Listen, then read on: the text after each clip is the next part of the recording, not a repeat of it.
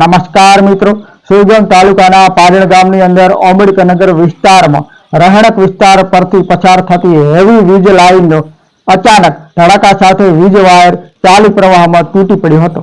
જો કે ધડાકો સાંભળીને આજુબાજુથી લોકો દોડી આવ્યા હતા અને પત્રકાર મેહુલ વેંજિયાને જાણ કરતા પત્રકાર મેહુલ વેંજિયાએ વીજ પુરવઠા કર્મચારીઓને જાણ કરી હતી।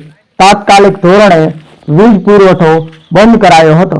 જો કે આ ઘટના સમયે વીજ વાયરની નીચે કોઈ વ્યક્તિ કે લોકો ન હોવાના કારણે મોટી દુર્ઘટના સર્જાતા રહી ગઈ હતી।